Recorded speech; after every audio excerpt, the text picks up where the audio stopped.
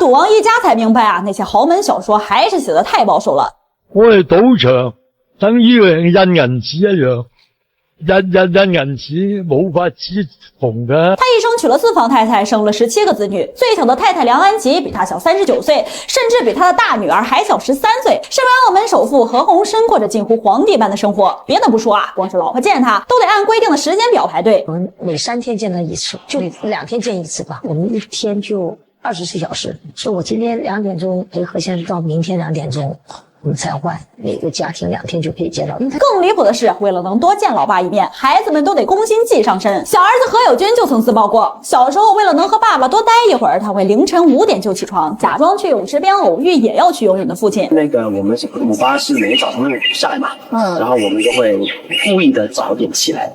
就为了跟我们跟爸爸一起游泳玩耍玩水啊，这个机会。你以为小说里写的豪门千金出行带保镖很浮夸？何超颖录个综艺，身后都得时刻跟着几个彪形大汉，这可不是摆谱，是真保命需要。据说啊，赌王本人就曾被对家下过各种江湖追杀令，遭遇过至少3次暗杀。他甚至规定家里人住酒店必须在门口走廊都安排保镖站岗。他在澳门被暗杀过3次。我们小时候住金途金酒店都是门口要有一个就是保镖，可能电梯那个位置还有一个，怕我们晚上自己偷溜出去玩。说到赌王的发家史啊，那更是离不开一个女人的名字，她的原配夫人李婉华。这绝对是富家女下嫁穷小子的顶配版剧本。当年的何鸿燊啊，虽然出身香港名门何启东家族，但家道早已中落，是个空有贵族血统的穷小子。而李婉华呢，是当时澳门最显赫的律师世家千金，葡萄牙血统，美貌惊人，号称了澳门街第1美人，家族势力更是盘根错节。何鸿燊对这位白富美一见倾心，展开了猛烈的追求，专门为她去学蹩脚的葡萄牙语，每天在她放学的路上刷脸制造浪漫。官世事的李婉华哪见过这种阵仗，很快就坠入爱河，甚至不顾家人反对，毅然下嫁。结婚1年后啊，何鸿燊就借着李婉华娘家的人脉和资源，赚到了他人生的第1桶金，100万澳元。可以说啊，没有李婉华这位贵人，就没有后来的赌王何鸿燊。然而共患难易，同富贵难的魔咒再次上演。婚后10几年，李婉华不仅为他生儿育女，操持家务，更是动用家族力量助他拿下澳门赌牌，奠定了他赌王的基业。可就在这时，李婉华突然患上怪病，寻遍名医也无力回天，只能长期卧病在床，容颜憔悴。曾经的第1美人失去了利用价值，而何鸿燊呢，他竟然以家大业大需要女人打理，以及不能一辈子当和尚为由，不顾原配的反对和病痛，迎娶了2太太蓝琼英。更让人心寒的是啊，之后李婉华又不幸遭遇严重车祸，长期昏迷，而何鸿燊却正忙着和2太太开枝散叶，享受温柔乡。甚至啊，他和李婉华唯一的儿子，也是他原本内定的接班人何有光，也在葡萄牙的一场离奇车祸中不幸丧生。豪门之中啊，意外总是接二连三，而且总是发生在大方身上，这背后的水到底有多深？何鸿燊严令禁止家人讨论这些事儿，真相或许永远被埋藏了。这一连串的打击彻底摧毁了李婉华，也让他的长女何超英的人生走向了悲剧的深渊。何超英曾是父亲最宠爱、最骄傲的女儿，她继承了母亲的美貌，更拥有不输男性的商业头脑，年纪轻轻就登上财富杂志全球50强商界女强人榜单，是公认的赌王接班人选之一。然而这一切的荣光都随着母亲的失势和弟弟的惨死化为了泡影。有传闻说啊，何超英曾试图调查弟弟车祸的真相，却因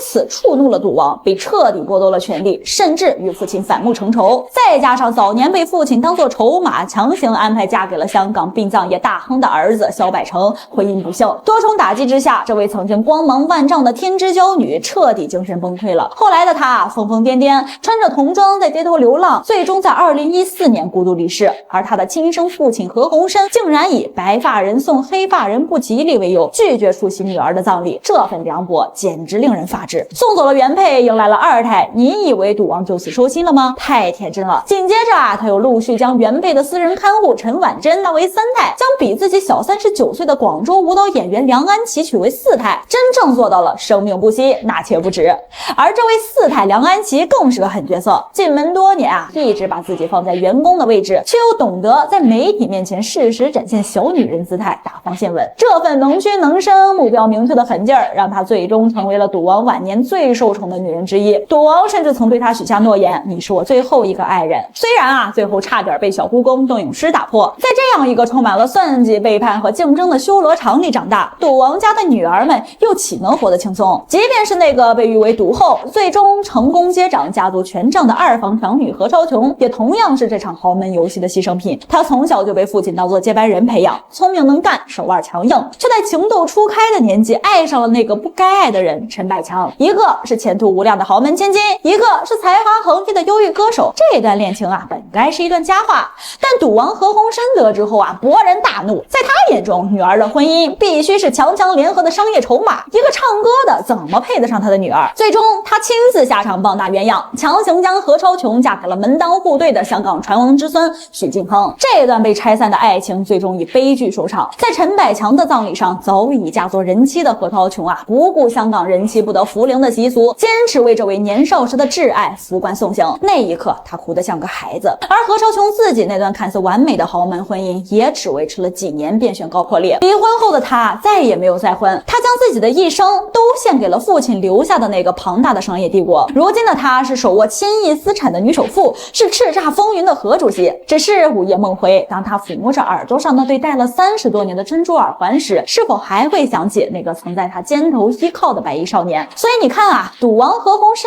一家的故事哪里是什么豪门童话，这分明就是一部用金钱和权力堆砌起来的，充满了血泪和遗憾的警世恒言。泼天的富贵背后，往往是常人难以想象的代价。亲情、爱情、自由，这些我们普通人唾手可得的东西，在他们那个世界里啊，却可能成为最遥不可及的奢侈品。而最终能在这场残酷游戏中胜出的，或许从来就不是那个最幸福的人，而是那个最懂得如何生存的人。